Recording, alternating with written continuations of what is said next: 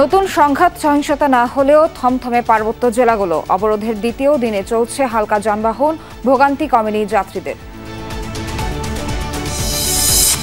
যাত্রাবাড়ী থানার হত্যা মামলায় রিমান্ডে সাবেক রেলমন্ত্রী সুজন, কারাগারে ইনু মেনন পলক ও দীপু মনি। সাংবাদিক রূপা শাকির ও সাবেক আইজিপি মামুনের জামিন আবেদনও নামঞ্জুর।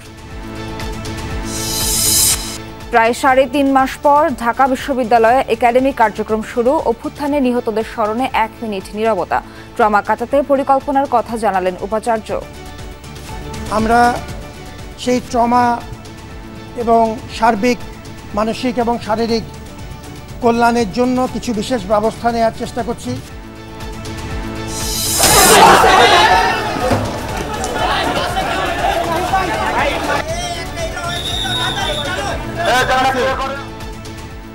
গণ অভ্যুত্থানের সময় দিনরাত সেবা দিয়েছেন চিকিৎসকরা। ১৬ থেকে ৫ আগস্ট কেবল ঢাকায় চিকিৎসা নেন ২০,০০০ মানুষ।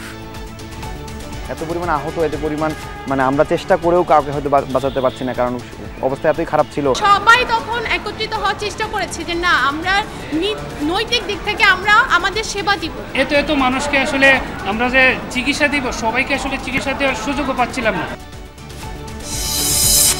ভারতে ইলিশ রপ্তানির অনুমতি দিয়েছে বাণিজ্য মন্ত্রণালয়। দেশে দাম বাড়লে ব্যবস্থা নেওয়া হবে, জানালেন মৎস্য উপদেষ্টা। আগে দেশের মানুষ খাবে, তারপর রপ্তানি করবে। অনুমোদনটা দিয়েছে বাণিজ্য মন্ত্রণালয়।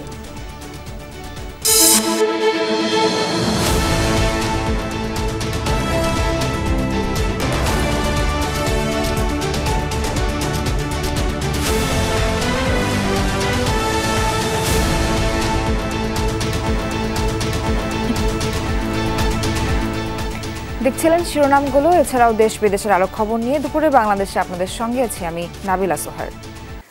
৩ পার্বত্য জেলায় ৭২ ঘণ্টার সড়ক নৌ অবরোধের দ্বিতীয় দিন চলছে। পাশাপাশি রাঙামাটিতে অনির্দিষ্টকালের পরিবহন ধর্মঘট অব্যাহত রয়েছে। খাগড়াছড়ি জেলা শহরে হালকা যানবাহন চলছে, তবে ছাড়ছে না দূরপাল্লার গণপরিবহন। আটকা পড়ে আছেন সাজেক বেড়াতে যাওয়া পর্যটকরা। বাড়ছে যাত্রী ভোগান্তি। দীঘিনালায় আগুনে পোড়া ব্যবসা প্রতিষ্ঠান নিয়ে বাড়ছে দুশ্চিন্তা। এদিকে গণপিটুনিতে মামুন হত্যার ঘটনার তার স্ত্রী সদর থানায় মামলা দায়ের করেছেন। এতে ৩ জনের নাম উল্লেখ সহ অজ্ঞাতনামা ১০ থেকে ১২ জনকে আসামি করা হয়েছে। দীঘিনালার সহিংসতার ঘটনায় কোনো মামলা হয়নি। আমরা আগের মতো সবাই মিলে, পাহাড়ি বাঙালি সবাই মিলে এখানে সুন্দর একটা ব্যবসা আমরা চালিয়ে যেতে পারি সুন্দরভাবে, কোনো সহিংস না হোক সেটা আমরা চাই। পাহাড়ি হোক বাঙালি হোক, যারা এই হত্যাকাণ্ড বা অগ্নিসংযোগ করতে লুটপাট করেছে তাদেরকে আইনের আওতা এনে দ্রুত শাস্তির ব্যবস্থা করা হোক। আমরা চাইতেছি যে পুনরায় যাতে আগের মতো স্বাভাবিক অবস্থা ফিরিয়ে আসে। আর যারা আমরা ক্ষতিগ্রস্ত, আমরা তো আসলে সবে পারাইছি, ওই জন্য আমরা এই সরকারের কাছে দাবি করতেছি যাতে আমরা ক্ষতিপূরণ পাই। কোনো সমস্যা নেই। আমি আজকে সকালবেলা যেখানে পাহাড়িরা থাকে ওখানে আমি গেছি, ওখানে আমি ওনাদের সাথে কথা বলছি, যথেষ্ট শান্ত আছে, এবং বাঙালিদের সাথেও আমি কথা বলছি, শান্ত আছে, পরিস্থিতি মোটামুটি ভালো। রাঙামাটিতেও সড়ক নৌ অবরোধ চলছে। পাশাপাশি গাড়িতে অগ্নিসংযোগের প্রতিবাদে মালিক শ্রমিকদের ডাকে অনির্দিষ্টকালের পরিবহন ধর্মঘট অব্যাহত থাকায় বাড়ছে ভোগান্তি। জেলা সদরে প্রশাসনের জারি করা ১৪৪ ধারা প্রত্যাহার হয়েছে আজ দুপুরে। শহর জুড়ে জোরদার আছে নিরাপত্তা ব্যবস্থা।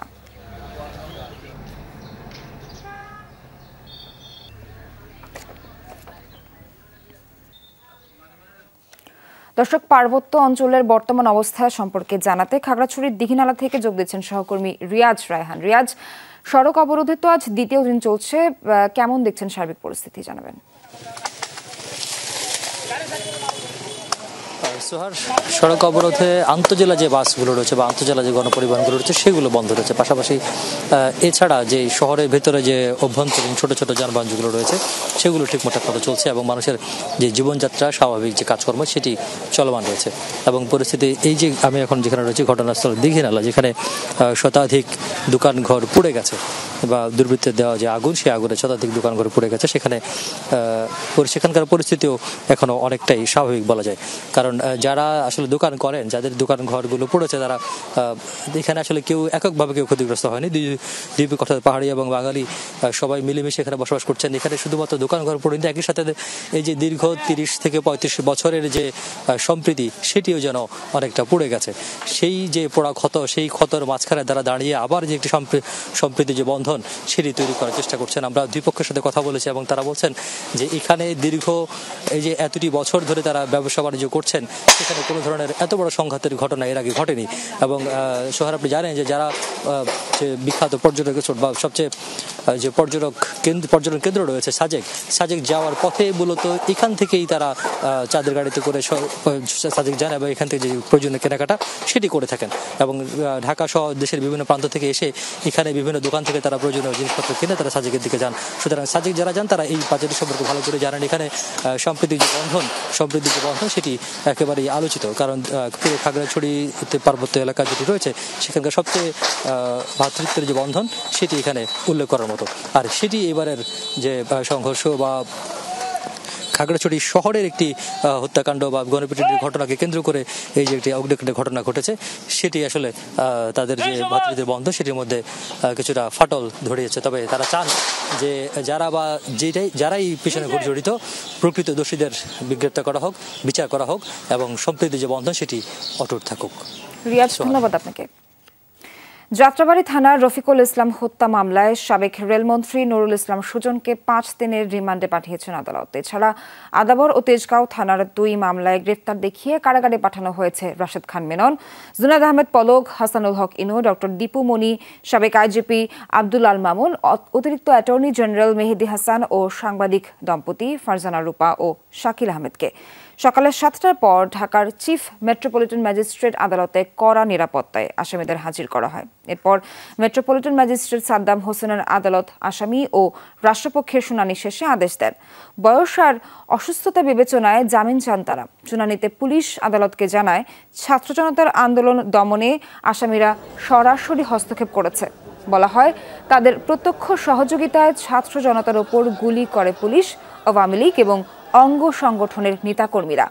আসামিরা জামিন পেলে দেশ আবারও অস্থিতিশীল হবে, আদালতকে এ শঙ্কার কথা জানান রাষ্ট্রপক্ষের আইনজীবী। এছাড়া দোহার থানার বিস্ফোরক নিয়ন্ত্রণ আইনের মামলায় সালমান এফ রহমানকে চিফ জুডিশিয়াল ম্যাজিস্ট্রেট আদালতে হাজির করা হয়।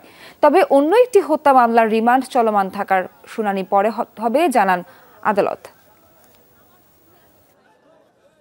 সাবেক আইসিটি মন্ত্রী জুনায়েদ আহমেদ পলক এবং সাবেক মন্ত্রী অবৈধ মন্ত্রী রাশেদ খান মেনন, হাসানুল হক ইনু, ফারজানা রূপা এবং নুরুল ইসলাম সুজন, ডাক্তার দীপু মনি, আব্দুল্লাহ আল মামুন, এই 7 জনকে হত্যা মামলায় আজকে আদালতে উপস্থাপিত করেন এবং এই মামলা তাদেরকে সৌনির্দেশ দেখানো হয়। বিজ্ঞ আদালতে প্রেরণ করার পরে আমরা জামিন চেয়েছি। আমরা বিজ্ঞ আদালতে বলেছি যে মামলায় তাদেরকে সৌনির্দেশ দেখানো হয়েছে, এই মামলার সুনির্দিষ্ট কোনো অভিযোগ নেই। প্রায় 3.5 মাস পর ঢাকা বিশ্ববিদ্যালয়ে শুরু হলো শিক্ষা কার্যক্রম। দীর্ঘ বিরতি শেষে ক্যাম্পাসে ফিরে উৎফুল্ল শিক্ষার্থীরা। তাদের প্রত্যাশা, শিগগিরই স্বাভাবিক হয়ে উঠবে শিক্ষা জীবন। সেই সঙ্গে হল ও বিশ্ববিদ্যালয়ের প্রয়োজনীয় সংস্কারের দাবি তাদের। উপাচার্য বললেন, শিক্ষার্থীদের ক্ষতি পুষিয়ে নিতে এবং ট্রমা কাটাতে পরিকল্পনা হাতে নিচ্ছে বিশ্ববিদ্যালয় কর্তৃপক্ষ। কলাভবনের সামনের বটতলা আবারও বন্ধু সহপাঠীদের আড্ডায় জমজমাট। সতীর্থদের সঙ্গে দীর্ঘদিনের শিক্ষা বিরতি শেষে আবারও দেখা। ঢাকা বিশ্ববিদ্যালয়ের সবুজ চত্বরে বন্ধুদের উচ্ছল আনাগোনা। প্রিয় ক্লাসমেট যখন প্রাণের সই হয়ে যায়, তখন বহুদিন পর দেখায় যেন সব ঝাঁপি খুলে বসা। শিক্ষার্থীদের আনাগোনায় প্রাণ ফিরে পেয়েছে চেনা ক্লাসরুম। গলায় গলা মিলিয়ে হঠাৎ আবার দেখা যেন এক দারুণ বিপ্লবের দিন শেষে ঢাকা বিশ্ববিদ্যালয়ের শিক্ষার্থীদের আবার ফিরে আসা শিক্ষা কার্যক্রমে। তাই আনন্দ, উচ্ছলতা আর আগ্রহ তাদের চোখে মুখে। একটা উৎসবমুখর পরিবেশ সৃষ্টি হচ্ছে, সবার সাথে দেখা হচ্ছে দীর্ঘদিন পরে। অনেক ক্ষতি হয়েছে, তো 3-4 মাস পরে আবার স্বাভাবিক ক্লাসরুমে ফিরে আবার পড়াশোনা করতে পারবো। ফ্রেন্ডের সাথে দেখা হচ্ছে, অনেকে আন্দোলনের সাথে জড়িয়ে গিয়েছিল। 1 জুলাই থেকে ঈদুল আজহা আর গ্রীষ্মের ছুটির পর বিশ্ববিদ্যালয় যখন খুলেছিল, শিক্ষকরা তখন প্রত্যয় স্কিম বাতিলের দাবিতে কর্মবিরতিতে। এরপর কোটা সংস্কারের দাবিতে 7 জুলাই থেকে শিক্ষার্থীদের ক্লাস পরীক্ষা বর্জন। দেশব্যাপী ছড়িয়ে পড়া আন্দোলনের কেন্দ্রবিন্দু হয়ে ওঠা ঢাকা বিশ্ববিদ্যালয় 17 জুলাই থেকে অনির্দিষ্টকালের জন্য বন্ধ ঘোষণা করা হয়। তারপর জুলাই আগস্টের সেই ছাত্র জনতার বিপ্লব আর অভ্যুত্থান। দীর্ঘদিন শেষে এই ক্লাসে ফেরা শিক্ষার্থীদের মধ্যে এখনো সেই বিপ্লবের দিনগুলোর স্মৃতি আর চেতনা। রাজনীতির একটা সুষ্ঠু পরিবেশ ফিরে আসবে এবং সেই রাজনীতিটা ডাকসু কেন্দ্রিক রাজনীতি। উদ্বেগজনক একটা পরিস্থিতি ছিল, তো সেখান থেকে আমরা বের হয়ে আসতে পেরেছি, কিন্তু সম্পূর্ণরূপে এটা এখনো নির্মূল করা যায়নি, যাতে করে আর কোনো ক্যাম্পাসে বিশৃঙ্খলা তৈরি না হয়। সকল ক্ষেত্রে স্বচ্ছতা থাকুক এবং বাংলাদেশ নতুন এক তারুণ্য পাক। তোফাজ্জল নামক যে লোকটাকে মারা হলো, এত বড় একটা বিপ্লবের পরে হুট করে এরকম একটা ঘটনা ঘটা কখনোই প্রত্যাশিত ছিল না। একাডেমিক কার্যক্রম শুরুর দিনের সকালে সিনেট ভবনের সামনে ছাত্র জনতার অভ্যুত্থানে নিহতদের স্মরণে 1 মিনিট নীরবতা পালন করে বিশ্ববিদ্যালয় প্রশাসন। নবনিযুক্ত উপাচার্য অধ্যাপক ডক্টর নিয়াজ আহমেদ খান বলেন, শিক্ষার্থীদের ক্ষতি পুষিয়ে নিতে হবে, কাটাতে হবে জুলাই আগস্ট বিপ্লব ঘিরে সৃষ্টি হওয়া ট্রমাও। আমরা পড়াশোনার মধ্যে থাকতে পারিনি, সেটি কি করে দ্রুত পুষিয়ে নেওয়া যায় সে বিষয়ে আমাদের কিছু পরিকল্পনা আছে।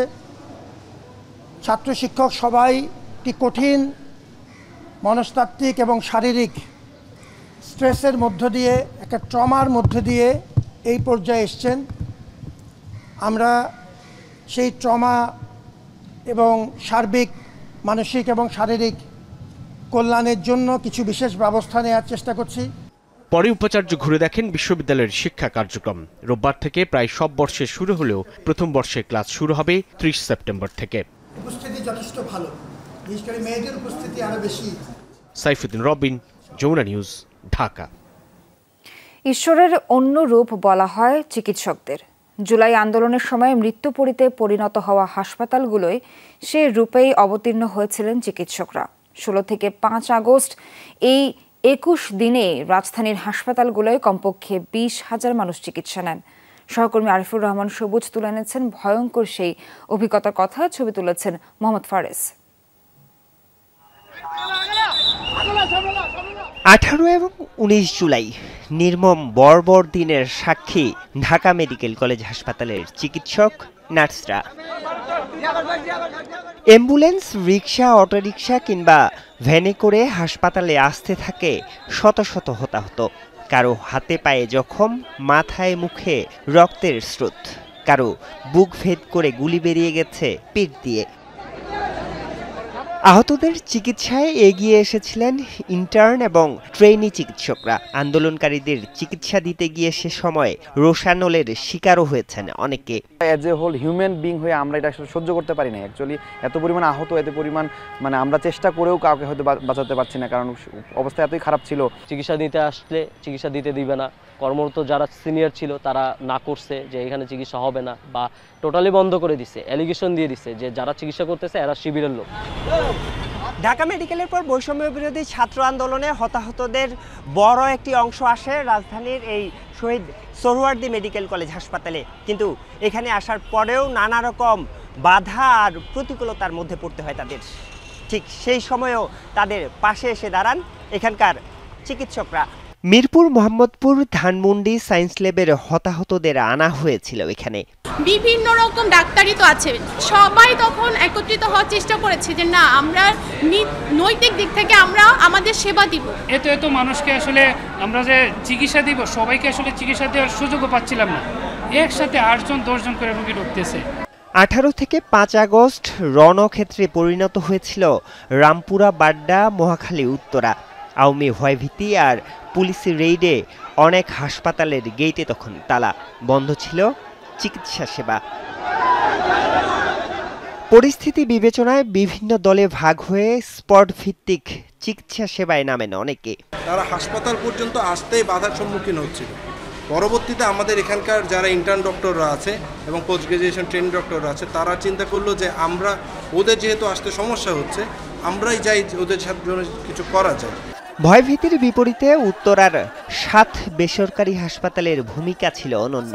বিনা চিকিৎসায় আহতরা যখন দিশেহারা, মানবতার দ্বার খুলে দিয়েছিলেন উত্তরা আধুনিক মেডিকেল কলেজ সহ অনেক হাসপাতালেই। এমনও পরিস্থিতি তৈরি হয়েছে, আমরা ইমার্জেন্সি এবং ক্যাজুয়ালিটি যে ডিপার্টমেন্ট থেকে চিকিৎসা প্রদান করছিলাম, বিশেষত রক্তপাত বন্ধ করার, সে যা এক পর্যায়ে কান্নার দৌড় পড়ে যায়, কারণ হাসপাতালের ভিতরে গুলি হচ্ছে। আমার তাদেরকে আশ্বস্ত করতে হয়েছে, আমি সামনে আছি, তোমরা পিছনে, আমাকে ভেদ করে গুলি তোমাদেরকে টাচ করবে। জুলাই ২৪-এর শিক্ষা নিয়ে আগামীতে চিকিৎসা সেবাকে যেন রাজনীতির ঊর্ধ্বে রাখা হয়, সেই দাবি চিকিৎসকদের। আরিফুর রহমান সবুজ, যমুনা নিউজ, ঢাকা। পাহাড় অশান্ত করে বিগত সরকারের এজেন্ডা বাস্তবায়নের জন্য দেশের রাজনৈতিক সংকট সৃষ্টির চেষ্টা চলছে, এ মন্তব্য করেছেন বিএনপি চেয়ারপারসনের উপদেষ্টা জয়নুল আবদিন ফারুক। আজ জাতীয়তাবাদী তরুণ দলের ২৯তম প্রতিষ্ঠা বার্ষিকী, তাই সকালে বিএনপির প্রতিষ্ঠাতা সাবেক রাষ্ট্রপতি জিয়াউর রহমানের সমাধিতে শ্রদ্ধা জানানো শেষে চেয়ারপারসনের উপদেষ্টা জয়নুল আবদিন ফারুক বলেন, অন্তর্বর্তী সরকারকে প্রশ্নবিদ্ধ করতে আওয়ামী দোসররা নানাভাবে তৎপরতা চালাচ্ছে। এসব ষড়যন্ত্রের বিরুদ্ধে সবাইকে নিজ নিজ অবস্থান থেকে প্রতিরোধ করে তোলার আহ্বানও জানান তিনি। অন্তর্বর্তী সরকারকেও প্রশ্নবিদ্ধ করার অপচেষ্টা করছে বলে জানিয়ে দ্রুত নির্বাচনী রোডম্যাপ দেওয়ার আহ্বান জানান তিনি।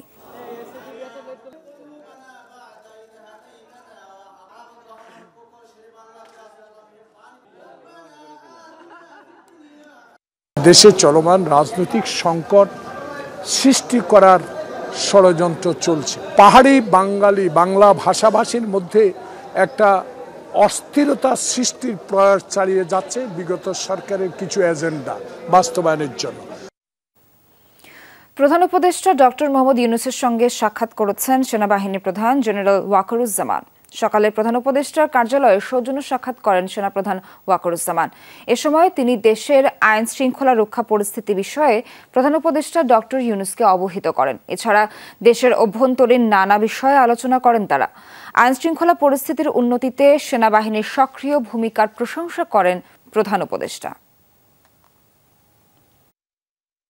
ভারতের ঝাড়খণ্ডে বিজেপি সরকার গঠন করতে পারলে খুঁজে খুঁজে বের করে দেয়া হবে বাংলাদেশে অনুপ্রবেশকারীদের, এই হুঁশিয়ারি দিয়েছেন দেশটির স্বরাষ্ট্রমন্ত্রী অমিত শাহ। ভারতীয় গণমাধ্যম টেলিগ্রাফে প্রকাশিত হয় তার ভাষণের অংশবিশেষ। সেখানে আরও বলা হয়, বাংলাদেশি অনুপ্রবেশকারীদের পেলে উল্টো ঝুলিয়ে শাস্তি দেওয়া হবে।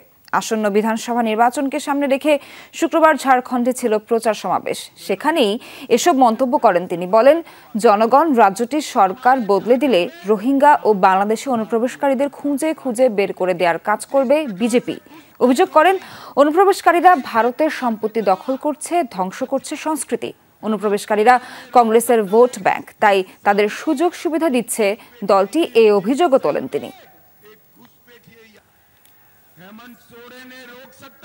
एक बार झारखंड सरकार बदल दीजिए, मैं आपको वादा करता हूं, रोहिंग्या और बांग्लादेशी घुसपैठियों को चुन चुन कर झारखंड के बाहर भेजने का काम भारतीय जनता पार्टी करेगी। ये हमारी सभ्यता को नष्ट करे, हमारी संपत्ति को हड़प रहे। ভারতে ইলিশ রপ্তানির অনুমতি দিয়েছে বাণিজ্য মন্ত্রণালয়, এ তথ্য জানিয়েছেন মৎস্য ও প্রাণী সম্পদ উপদেষ্টা ফরিদ আক্তার। মৎস্য ও প্রাণী সম্পদ মন্ত্রণালয় এখনও ভারতে ইলিশ রপ্তানির বিপক্ষে বলেও জানান তিনি। দুপুরে সচিবালয়ে এক সংবাদ সম্মেলনে এসব তথ্য জানান তিনি। বলেন, সরকার দেশের মানুষকে ইলিশ খাওয়ানোর পক্ষে, তবে ভারতে ইলিশ রপ্তানির খবরে দাম বাড়লে ব্যবস্থা নেওয়া হবে। ইলিশ রপ্তানির বিষয়টি বাতিলে ক্ষমতাপ্রাপ্ত না হওয়ায় এটা বাতিল করা যাচ্ছে না। এ সময় তিনি বলেন, ইলিশের প্রজনন ও উৎপাদন বৃদ্ধির জন্য আগামী ১৩ অক্টোবর থেকে ৩ নভেম্বর পর্যন্ত ইলিশ আহরণ বন্ধ থাকবে। নদীতে চর ড্রেজিং না হওয়ায় দূষণের কারণে সাগর থেকে নদীতে ডিম ছাড়তে আসতে পারছে না মা ইলিশ। আমাদের এখনো সেই কমিটমেন্টটা আগের মতোই আছে যে আমরা বাংলাদেশের মানুষের জন্য ইলিশ যেন প্রাপ্যতা নিশ্চিত করতে পারি। বাণিজ্য মন্ত্রণালয় স্বাধীনভাবে এটা তারা দিয়েছেন এবং তারা একটা অনুরোধের প্রেক্ষিতে দিয়েছেন। ভারতের দুর্গাপূজা উপলক্ষে বিশেষ অনুরোধ ছিল, সেই অনুযায়ী তারা করেছেন। সেটা তাদেরকে আমি তো জোর করতে পারি না। দর্শক, আমরা এখন যাব গাজীপুরে, সেখানকার শিল্পাঞ্চলের পরিস্থিতি জানবো আমাদের সহকর্মী হোসেন আলী বাবুর কাছ থেকে। বাবু, আপনার কাছে জানতে চাই বর্তমানে শিল্পাঞ্চলের পরিস্থিতি কেমন দেখছেন আর সেখানকার কর্মপরিবেশ কেমন দেখছেন? সোহার 5 ঘন্টা পর কিন্তু আসলে ঢাকা ময়মনসিংহ মহাসড়কের যে রাস্তা ব্লক সেটা কিন্তু আসলে ছেড়ে দিয়েছে। শ্রমিকরা যে আন্দোলন ছিল তাদের 12 দফা দাবি, সেই দাবি কিছু অংশ মেনে নিয়েছে আর কিছুটা এখনো মানেনি। মালিক পক্ষ আসলে তারা আসলে মালিক পক্ষের কাছে বলবে, তারপর তাদের সবগুলো দাবি মেনে নিবে। কারণ মানুষের ভোগান্তির কথা চিন্তা করে সেনাবাহিনী, র্যাব, পুলিশ কিন্তু আসলে তাদেরকে রাস্তা থেকে সরিয়ে নিয়েছে। এখন কিন্তু আসলে গাড়ি চলাচল করছে। তারপর আসলে তারা রাস্তায় অবস্থান করছে, যে কোনো তারা রাস্তায় নামতে পারে। তারা যেটা বলছে যে আসলে আমাদের সবগুলো দাবি যতক্ষণ পর্যন্ত মানা না হবে ততক্ষণ পর্যন্ত আমরা রাস্তার পাশেই অবস্থান করবো এবং রাস্তায় দাঁড়াবো। এখন কিন্তু আসলে সেনাবাহিনী রাস্তায় যে দীর্ঘ সারি সৃষ্টি হয়েছিল সেই রাস্তাগুলো গাড়ি চলাচলের স্বাভাবিক পরিবেশ তৈরি করে দিচ্ছে। সেনাবাহিনী বিভিন্ন জায়গায় দাঁড়িয়ে তারা আসলে শ্রমিকরা যেখানে যেখানে দাঁড়িয়ে অবস্থান করছে তাদেরকে আসলে সরিয়ে দেওয়া হচ্ছে। তার পাশাপাশি র্যাব এবং পুলিশও কিন্তু আসলে শ্রমিকদের সাথে কথা বলছেন, তাদেরকে আসলে বোঝানোর চেষ্টা করছেন আসলে তাদের যে দাবি দাবাগুলো সেগুলো আসলে যে তাদের যে কারখানা রয়েছে, ইন্ডাস্ট্রি রয়েছে সেটার ভিতরে যাতে তারা আন্দোলন করেন এবং সেখানে আলোচনা হোক, কিন্তু যাতে কোনো ধরনের সাধারণ মানুষের দুর্ভোগ সৃষ্টি না করে। তারা আসলে কোনোভাবেই মানতে চাচ্ছেন না। তারা আসলে কিছুক্ষণ পরপরই আসলে রাস্তায় অবস্থান করছেন, সে কারণে আসলে দুর্ভোগ পোহাতে হচ্ছে।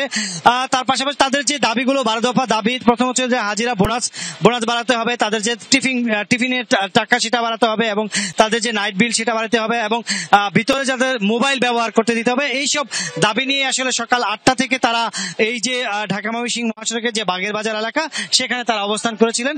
প্রায় 5 ঘন্টা পর আসলে যান চলাচল স্বাভাবিক হয়েছে। এখন আসলে যান চলাচল শুরু করেছে এবং ধীর গতিতে আসলে যান চলাচল চলছে। কারণ দীর্ঘক্ষণের যে জটলা, প্রায় 30 থেকে 35 কিলোমিটার গাড়ির যে দীর্ঘ সারি, সেটা আসলে স্বাভাবিক দীর্ঘক্ষণ সময় লাগবে। ধন্যবাদ আপনাকে।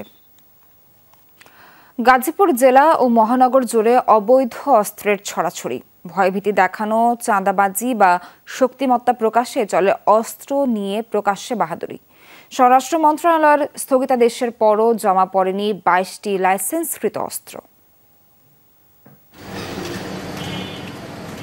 মধ্য দুপুরের শান্ত পরিবেশ, তবে হঠাৎই অশান্ত হয়ে ওঠে সংঘর্ষে। গাজীপুরের বড়বাড়ি এলাকায় পোশাক কারখানার ঝুট ব্যবসা নিয়ন্ত্রণে দেশীয় অস্ত্র নিয়ে একে অপরের উপর হামলা চালায় দুই পক্ষ। এমন সংঘর্ষ মারামারি গাজীপুরে নতুন কিছু নয়। প্রায় প্রতিটি সংঘর্ষেই হামলাকারীদের হাতে দেশীয় অস্ত্রের পাশাপাশি থাকে আগ্নেয়াস্ত্র। রাজনৈতিক কর্মসূচিতেও শক্তিমত্তা প্রকাশ করতে চলে অস্ত্রের প্রদর্শন। চাঁদাবাজির অভিযোগ রয়েছে অস্ত্রধারীদের বিরুদ্ধে। কতিপয় সন্ত্রাসী যে দল আসে সেই দলের সাথে ঢুকে যাইয়া তার সন্ত্রাসী করে। এই এলাকায় অনেক বাড়ি থেকে চাঁদা চাইছে, অনেক বাড়ি থেকে চাঁদাবাজি করছে। আমরা আতঙ্কের মধ্যে আছি। আমাদের এলাকার মধ্যে একটু কথা কাটাকাটি হইলে অস্ত্র নিয়ে বাড়ি হয়ে যায় যখন তখন। 2009 সালের 6 জানুয়ারি থেকে চলতি বছরের 5 আগস্ট পর্যন্ত দেয়া সব আগ্নেয়াস্ত্রের লাইসেন্স স্থগিতের প্রজ্ঞাপন জারি করে স্বরাষ্ট্র মন্ত্রণালয়। 3 সেপ্টেম্বরের মধ্যে সকল অস্ত্র ও গোলাবারুদ জমা দেওয়ার জন্য সময় বেঁধে দেওয়া হয়। তবে নির্ধারিত সময়ের মধ্যে গাজীপুরে জমা পড়েনি 22টি লাইসেন্সকৃত অস্ত্র। অবৈধ অস্ত্রের খোঁজ মেলেনি এখনও। যত তাড়াতাড়ি এই জিনিসগুলো উদ্ধার করতে পারে তাহলে আমাদের পক্ষে, জনগণের পক্ষে, শ্রমিকদের পক্ষে সর্বোচ্চ ভালো হবে। মাঝে মাঝে মনে হয় যে কোন দিক থেকে হামলা আসে বা কোন দিক থেকে কি আসে, সবসময় ভয় থাকি আমরা। পোশাক খাত সংশ্লিষ্টদের দাবি, শিল্পাঞ্চলের অস্থিরতা দূর করতে না পারার বড় কারণ অবৈধ অস্ত্রের ব্যবহার। অবৈধ অস্ত্রও যদি কারো ইউজ করে বা করে, সেটা আমাদের মালিকের জন্য আতঙ্ক। মালিক কিন্তু প্রতিষ্ঠান বন্ধ করে দিতে বাধ্য হবে। শ্রমিকদের নিরাপত্তার কথা ভেবে, মালিকের নিজের নিরাপত্তার কথা ভেবে। এরই মধ্যে জেলা ও মহানগরে 223টি অস্ত্র জমা পড়েছে। মেট্রোপলিটন থানা থেকে লুট হওয়া অস্ত্র এবং অবৈধ অস্ত্র উদ্ধারে দ্রুত অভিযানের কথা জানালেন পুলিশ কমিশনার। গাজীপুর মহানগর এবং জেলা মিলে অস্ত্র জমা পড়েছে 223টি। আমরা প্রত্যেকটি জেলায় জেলা ম্যাজিস্ট্রেট বরাবর পত্র প্রেরণ করেছি যে আমাদের জেলার কোনো অস্ত্র সেখানে জমা পড়েছে কিনা। সেই তথ্য যদি পাই তখন আমরা পূর্ণাঙ্গ তথ্যটা আমরা পাবো। যে সমস্ত অস্ত্র থানা থেকে লুট হয়ে গেছে সেখানে আমাদের সরকারি অস্ত্র আছে এবং জনসাধারণের জমা দেওয়া কিছু অস্ত্র আছে। সেই অস্ত্রগুলো উদ্ধারের জন্য আমাদের অভিযান অলরেডি শুরু হয়ে গেছে। জেলায় মোট 252টি অস্ত্রের লাইসেন্স দেওয়া হয়। এর মধ্যে 7 লাইসেন্সকারী কোনো অস্ত্র ক্রয় করেননি। রাহিম সারোয়ার, যমুনা নিউজ। চট্টগ্রামে মশার উপদ্রবে অতিষ্ঠ নগরবাসী। প্রতিদিনই ডেঙ্গু আক্রান্ত রোগীর সংখ্যা প্রাণহানি বৃদ্ধি পেলেও টনক নড়ছে না চট্টগ্রাম সিটি কর্পোরেশনের। মশক নিধনে বিগত সময়ে দফায় দফায় ওষুধ ও মেশিন কিনে অর্থ খরচ করলেও মেলেনি সুফল। তবে এবার মশা মারতে নতুনভাবে হার্বাল ওষুধ ছেটানোর কথা ভাবছে সংস্থাটি। বিগত সময়ে কোটি টাকা ব্যয়ে কখনো ওষুধ আবার কখনো হ্যান্ড স্প্রে ও ফগার মেশিন কিনে চট্টগ্রাম সিটি কর্পোরেশন দফায় দফায় ক্র্যাশ প্রোগ্রাম করলেও কাজ হয়নি। জলে গেছে সব অর্থ। ওষুধ কেনায় দুর্নীতির অভিযোগ এবং মান নিয়েও ছিল প্রশ্ন। মশক নিধন ও পরিচ্ছন্নতা কার্যক্রম নিয়ে প্রশ্নবিদ্ধ সংস্থাটি এবার মশা মারতে হার্বাল ওষুধ ব্যবহারের কথা ভাবছে। গরম মশলা, নিমের তেল, 4-5টা ইনগ্রেডিয়েন্ট আছে, এগুলো সে লোকালি এগুলো করে এগুলোর সাথে সেই মস্কোবন বলে এটা করে। এই মস্কোবন জিনিসটা আমরা অ্যাডাল্টিসাইড এবং আমরা টেমিফস 50 এটার সাথে অ্যাড করেছি, দেখলাম যে আমাদের তো লার্ভিসাইড এটা ইফেক্টিভলি কাজ করছে। সম্প্রতি চট্টগ্রাম সফরে এসে ডেঙ্গু পরিস্থিতি নিয়ে এলজেআরডি উপদেষ্টার জরুরি বৈঠকে উঠে আসে এই ওষুধের কথা। আয়ুর্বেদিক একটা কিছু টার্জেন্ট বা আপনার ওই কম্পোনেন্ট দিয়ে এই মশার ওষুধ ব্যবহার করা হচ্ছে এবং তাতে দেখা যাচ্ছে যে খুবই এফেক্টিভ। ওষুধ নিয়ে আর ওই কেলেঙ্কারিটা হবে না। ওই শুধু ওই ফগিং কিভাবে হয় ওটা দেখার জন্য আমার সুইজারল্যান্ডে যাওয়ার দরকার হবে না। ডেঙ্গু পরিস্থিতির অবনতি হলেও সিটি কর্পোরেশনের মশক নিধন কার্যক্রমের দেখা নেই। পরিস্থিতি নিয়ন্ত্রণে দ্রুত কার্যক্রম শুরুর তাগিদ সংশ্লিষ্টদের। সিটি কর্পোরেশনের যে প্রধান পরিচালন কর্মকর্তা যিনি আছেন ওনাকে আমরা লিখিত চিঠি দিয়েছি, যাতে দ্রুত ব্যবস্থা নেয়। এটা সিটি কর্পোরেশনের দায়িত্বের মধ্যে পড়ে স্প্রে করা, রেগুলার স্প্রে করা, তারপর হচ্ছে যেটাকে বলা হয় আমরা সন্ধ্যার সময় স্প্রে করতে হবে, সকালবেলা স্প্রে করতে হবে। এর মধ্যে বেড়েছে ডেঙ্গুর প্রকোপ। আক্রান্ত হচ্ছে অনেকেই। তারপরও মশক নিধনে তৎপরতা না দেখে ক্ষুব্ধ নগরবাসী। মশার ওষুধ টষুধ এগুলো কিছুই দিচ্ছে না। আমাদের বাসার আশেপাশে অনেক মশা, ড্রেন অপরিষ্কার অপরিচ্ছন্ন। সিটি কর্পোরেশন বলতে কোনো ওষুধ দাওয়াই ধোঁয়া কিছুই ছাড়ে না, মারে না। আমি কোনো মশার ওষুধ ডেঙ্গুর ছিটাতে দেখি নাই এ পর্যন্ত। নগরের কোথাও তেমন কোনো ছিটাই না, ছিটাই যে কোথায় সংশ্লিষ্ট কর্মকর্তাদের বাড়িতে। জুবায়েদ ইবনে শাহাদাত, যমুনা নিউজ, চট্টগ্রাম। কুমিল্লার গোমতী নদীর ব্রিজ পুনর্নির্মাণের দাবিতে মানববন্ধন করেছেন এলাকাবাসী। সকালে আসমানিয়া বাজারে অনুষ্ঠিত হয় এই কর্মসূচি। এতে অংশ নেন অন্তত 20টি গ্রামের মানুষ। তারা জানান, চলতি বছরের 29 মে বাল্কহেডের ধাক্কায় ক্ষতিগ্রস্ত হয় ব্রিজটি। গেল 21 আগস্ট উজানের ঢলের পানিতে তা ধসে যায়। এতে ভোগান্তিতে পড়েন তারা। অভিযোগ, কেউ খবর নেয়নি। দ্রুত কার্যকরী পদক্ষেপ নেওয়ার আহ্বান জানান বক্তারা। দিনাজপুরের বড়পুকুরিয়া কয়লা খনির কারণে ক্ষতিগ্রস্ত 11 গ্রামের মানুষ মানববন্ধন করেছেন। সকালে কয়লা খনির পাশে মানববন্ধন করেন তারা। বলেন, ভূগর্ভে মাইন বিস্ফোরণের কারণে আশপাশে বাড়িঘরে প্রায় ভাঙন দেখা দেয়। স্তর নেমে যাওয়ায় দেখা দিয়েছে বিশুদ্ধ খাবার পানির সংকটও। অনেক পরিবারকে ক্ষতিপূরণ দেয়া হলেও আতঙ্কে দিন কাটছে তাদের। দ্রুত ক্ষতিগ্রস্ত বাড়িঘর মেরামত সহ 6 দফা দাবি জানান তারা।